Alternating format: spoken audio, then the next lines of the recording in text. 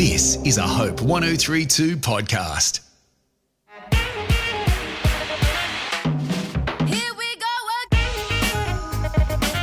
To She Wasn't Born Yesterday for women who are 40 plus fabulous by the Empty Nest Chicks. I'm Janet Evans, ex-M&C Saatchi advertising creative who have won numerous radio and TV awards. Not that that'll affect us because we're doing a podcast. And I'm Dr. Amelia Haines, who has been a medical doctor for 30 years and specialising in sexual health and mental health and relationships, and I'm generally a very useful human being. Well, we'll find out about that, but we are here to work together. People tell me on good authority that I am. Really? Yes, well, they never say that to me, so I think we're the perfect hosts for She Wasn't Born Yesterday.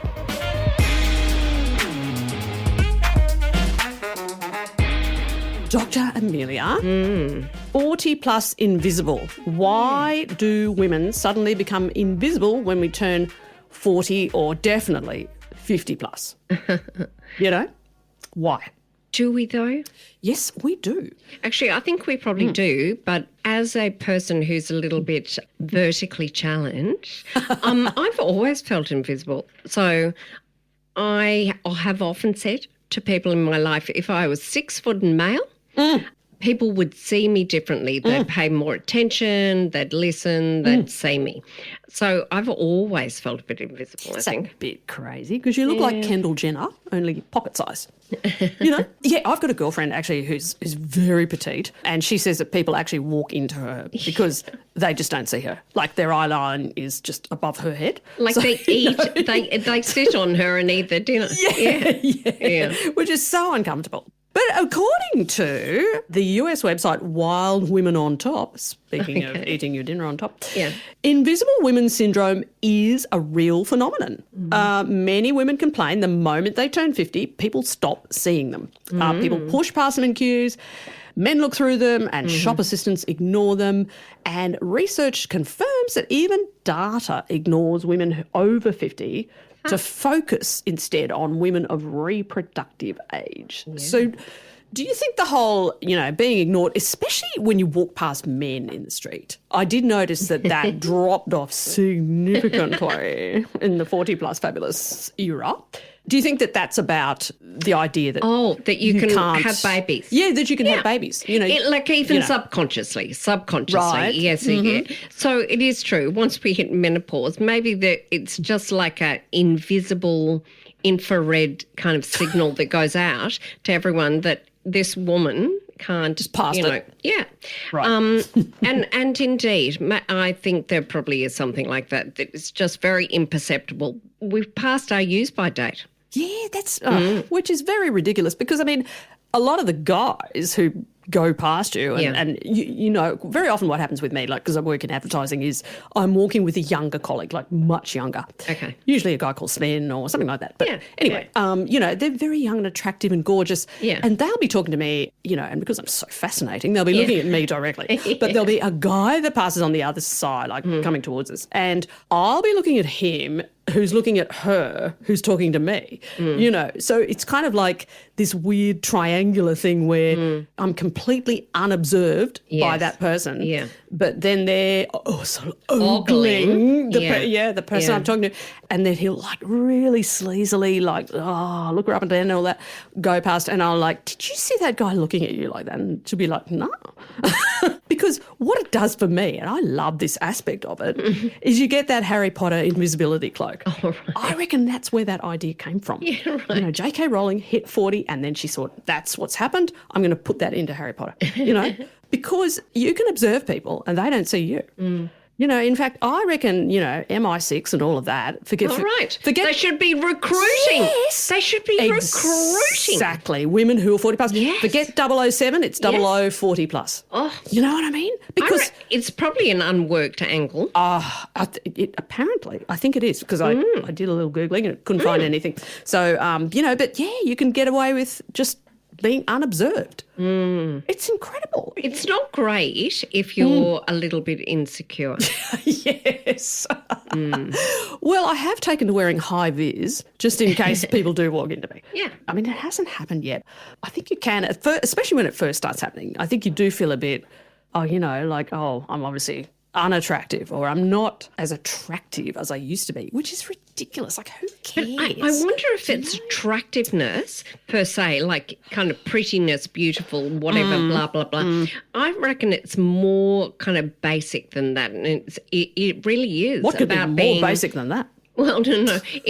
No, that is a little bit different. This is much more basic and about, I don't know, are you vital? Are you vital?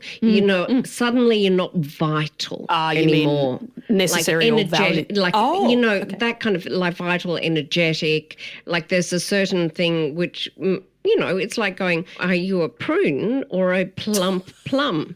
Do you know what I mean? We're prunes now. We're not plump plums.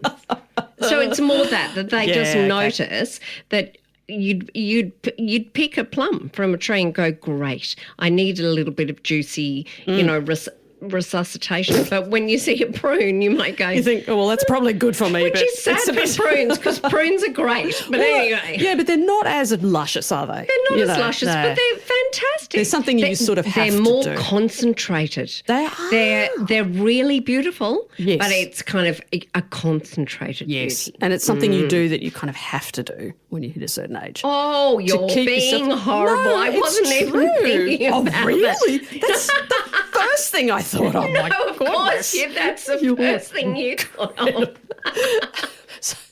So the wrinkles. It's all about the wrinkles. Oh, yes. And the concentration of the wrinkles. And yes. Gravity takes hold. Oh, yes. You become less tall. So if you were vertically challenged, then I know you're going to be even more so. Get used to it. Is that why you're wearing high heels today? Oh, okay. Maybe. I'm wearing complete flats, everyone. She's just being a complete idiot.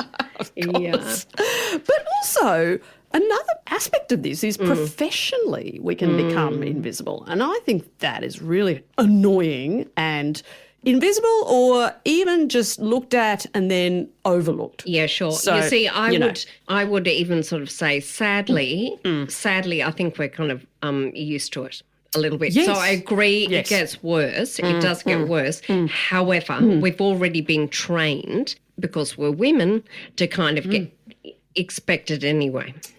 Really? Which is a very ridiculous thing, because according to LinkedIn, as women reach their 50s and beyond, they're often seen as less valuable and less capable than their younger plump, you see. counterparts. Less plummy, more pruny.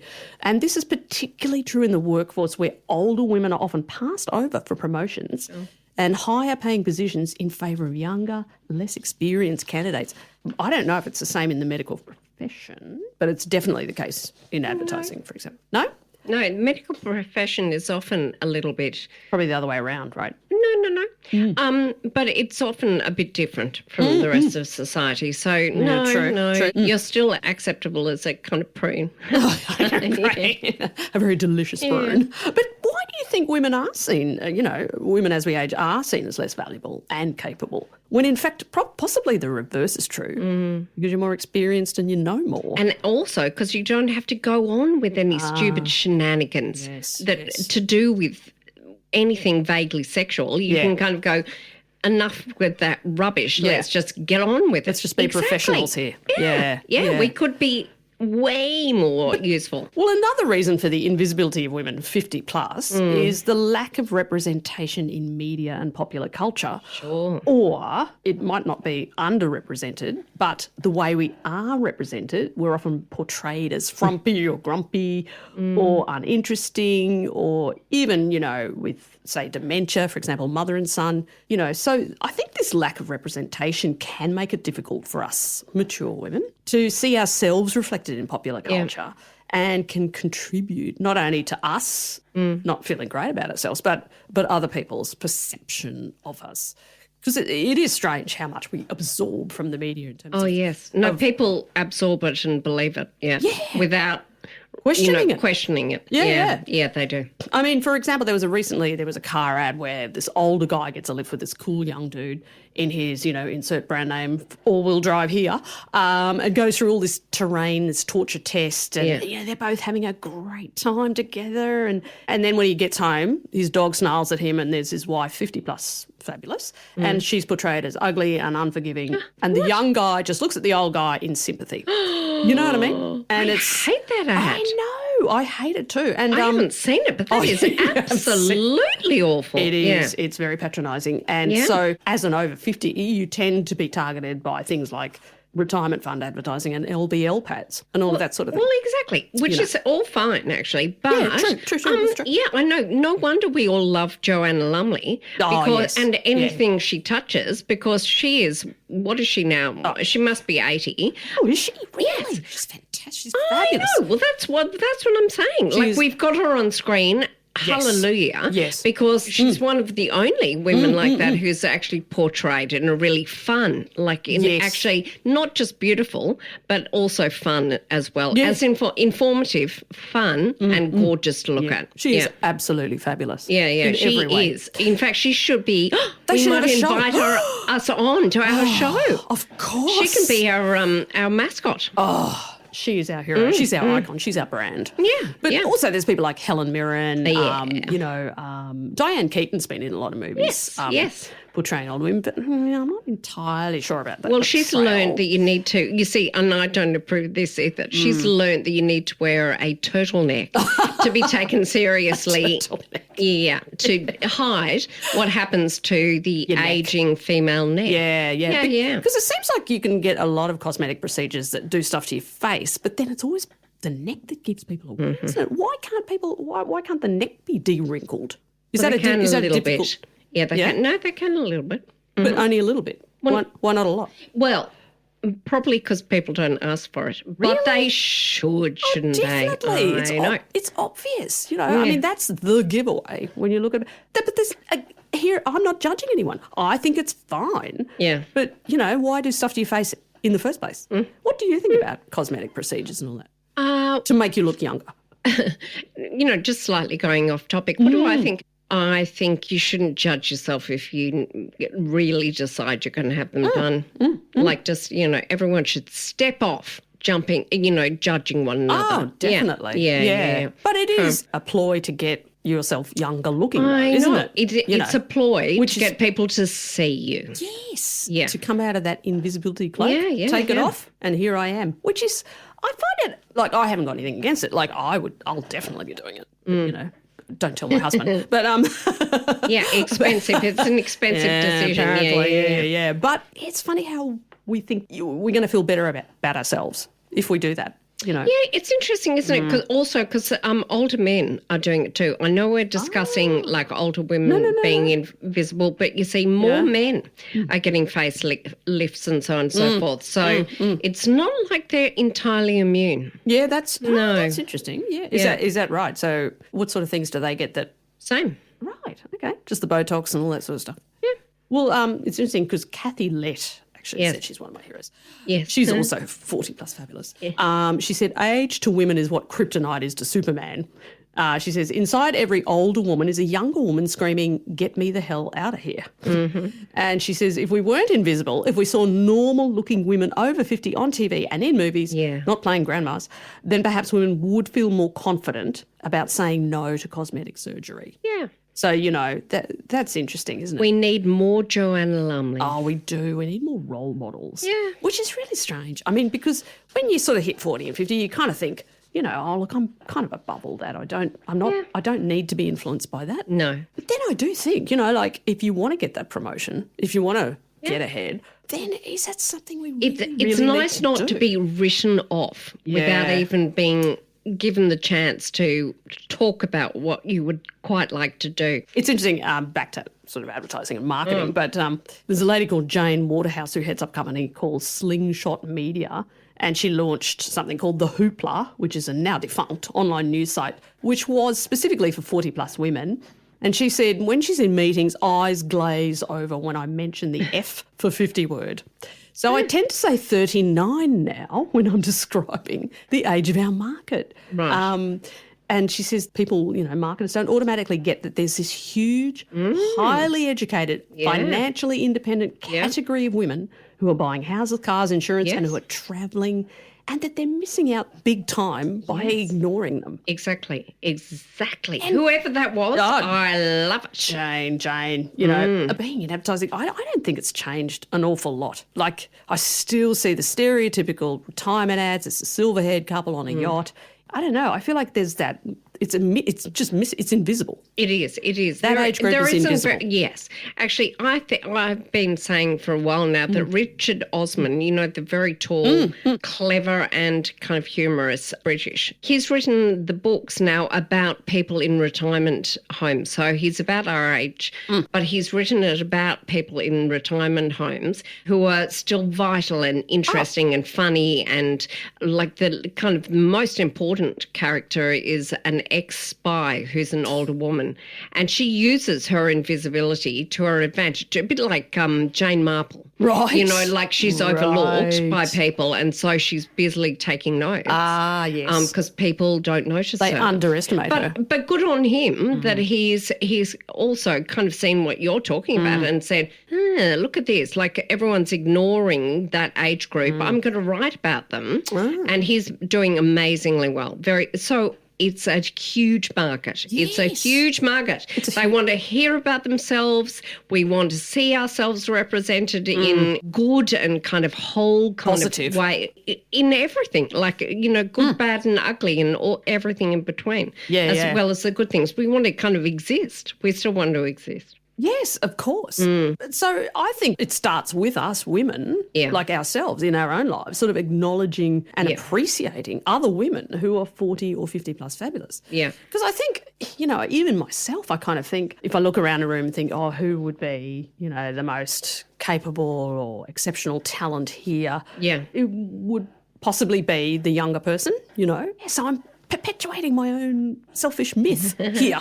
Yeah. I'm, you know, contributing to the problem. Yeah. Again, from a LinkedIn article that I found, it said the practice of ignoring the relevance, contributions, abilities and stories of women needs to stop. Women over the age of 50 are competent, ambitious, creative and intellectually agile. Yeah. Many of us are experienced leaders who add value, vision and a steady hand in a world that is not. And I thought that was really, really cool. I'm not sure about the leaders bit. I mean, not everyone wants to be a leader. No. But often we're happy to be the unseen leader. The quiet like the person, exactly. The person's just to one side of the person who wants the spotlight. We're happy for them to have the spotlight. That's cool bananas. But we kind of really make their success possible. Like the whole idea of there's a good woman behind every successful man that they used to talk about.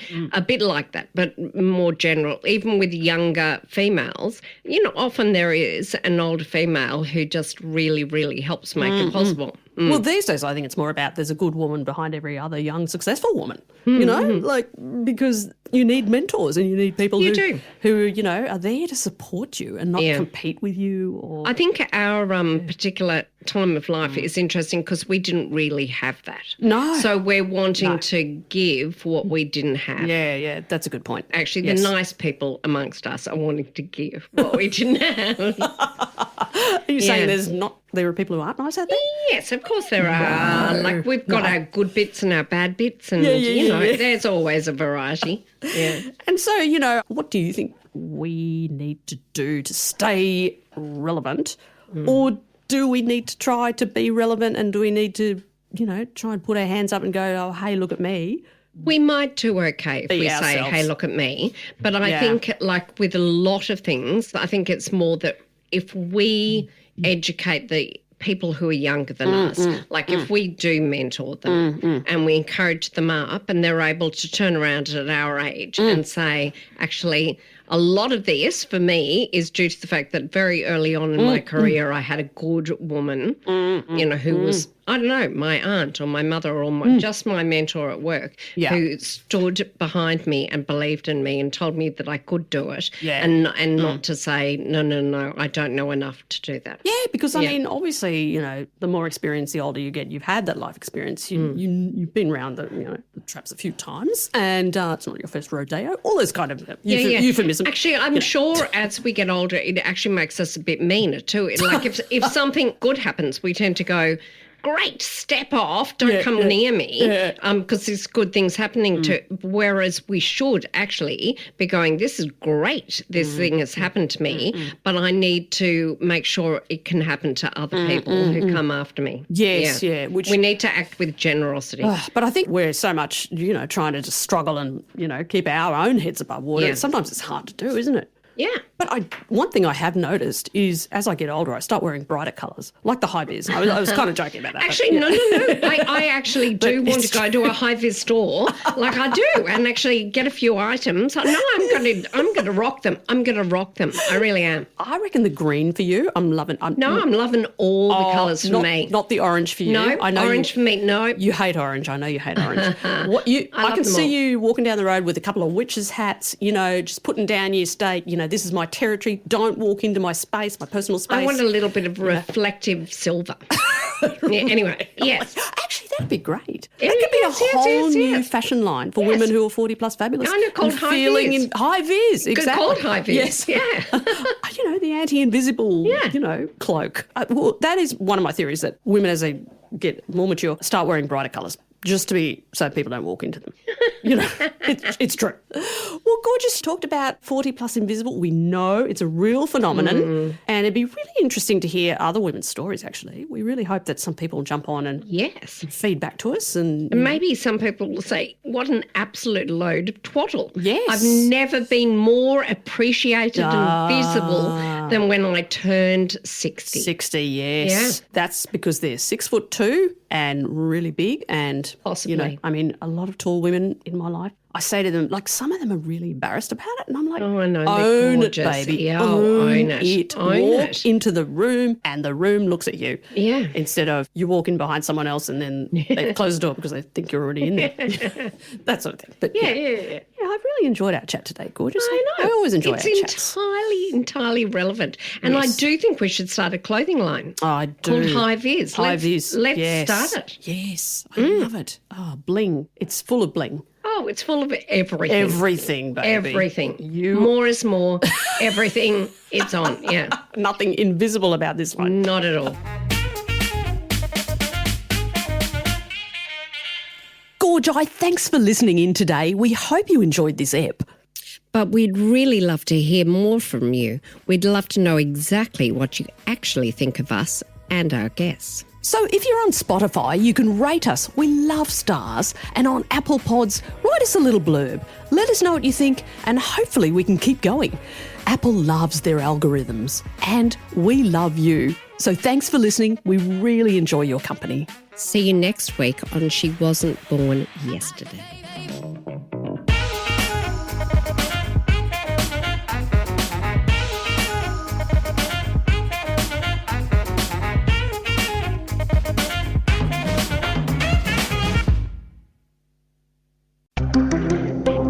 Hope 103.2.